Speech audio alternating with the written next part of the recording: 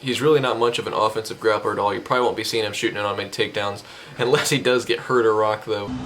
And Connor, look out for the takedown.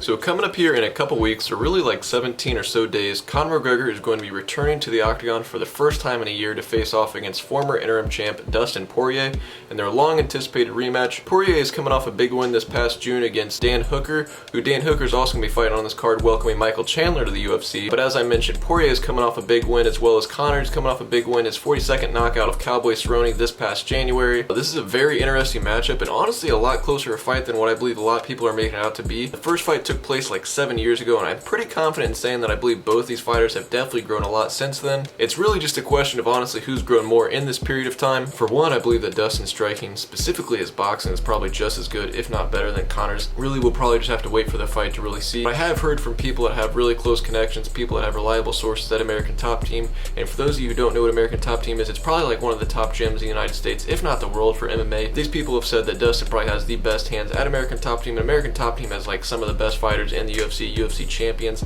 and people say that he has the best hands, best boxing at American Top Team. Dustin is very well rounded. He has very good grappling, very good wrestling, and not to mention he is a Brazilian Jiu-Jitsu black belt. Everybody knew going into the Conor Cowboy fight that Cowboy was a slow starter. Everyone was saying Cowboy was probably going to get knocked out in the first round just for the fact that Conor comes out guns blazing and Cowboy takes a second to really kind of get going and kick things into gear. Dustin is not like that. Dustin is probably the exact opposite. Dustin will come out and set a pace and keep it for 5 rounds or however long the fight goes. He will constantly be in your face from bell to bell. You saw that in the Hooker fight, you saw that in the Holloway fight, you saw that in the Gaethje fight. It doesn't matter. If you set a pace, he will follow you. So I really think this will be a firefight. He's got a good chin on him too. You don't really see him get hurt too often. He has been knocked out before. I believe he's been knocked out like twice.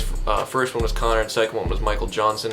But he really doesn't get hurt too often. He also has very high fight IQ, and he's pretty much dangerous anywhere the fight goes. Conor, on the other hand, is a phenomenal striker. His left hand is a piston. He has a lot of power in that left hand. He's very good at mixing up his kicks and his punches as well. He throws a lot of very unorthodox stuff that keeps you guessing. And he's honestly pretty well rounded as well. He has pretty decent grappling. I wouldn't necessarily say though that Conor is more of an offensive grappler. He's definitely more of a defensive grappler, just more to kind of keep the fight standing. You saw that in the Khabib fight. He did a really good job in like the first and second round, kind of fighting the takedowns, fighting that one hand, trying not to let Khabib block his hands. But it was just levels different. I think Khabib was just that much better, but he really did put up a good fight for as long as he really could. He's really not much of an offensive grappler at all. You probably won't be seeing him shooting in on many takedowns, unless he does get hurt or rocked though. And Connor, look out for the takedown. The guillotine. Diaz. Much like Dustin too, Conor does have a good chin on him. He's never been knocked out in MMA. He's been knocked out that one time against Floyd Mayweather, but that was against Floyd Mayweather. You saw him get hurt in the Khabib fight, and you saw him get hurt in the Diaz fight, but really other than that, I can't really think of too many times that Conor's been hurt. And in terms of fight IQ, striking IQ, he's right up there with the best of them. Like I mentioned earlier, these two did face off 7 years ago with Conor knocking out Dustin in the very first round, but it's very safe to say that these two have definitely grown a lot since then. I think there's no way that they haven't. You can't be a UFC fighter and not train pretty much in this period of 7 years and not grow. It's really just a question of who's grown more. It is definitely without a question to say that Dustin has probably fought more than Conor in this period of time, but if Conor really is just the better fighter and he kept training as much as he should be, in theory he should be better. It's just really we're going to see who's been training harder and training more in this past 7 years. In my personal opinion for this fight, for my prediction, I'm leaning towards Dustin. I honestly just believe in more recent experience. I think Dustin has been more active. I think he's fought more quality opponents in that period of time since the last fight, and I honestly believe that experience against more quality people is going to help you grow more and make bigger leaps in your game. It really too, I honestly think that Dustin is just a little bit more well-rounded.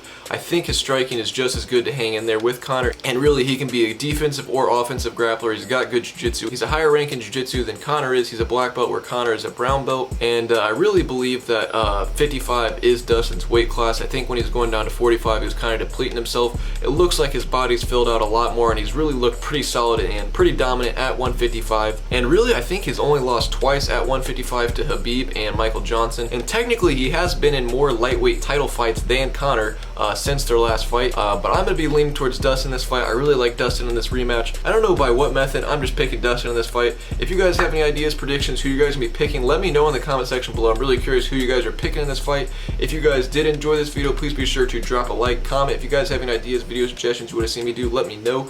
If you found this video enjoyable, please share this video. I greatly appreciate it. It really helps me grow this channel. And until next time, I will catch you guys later.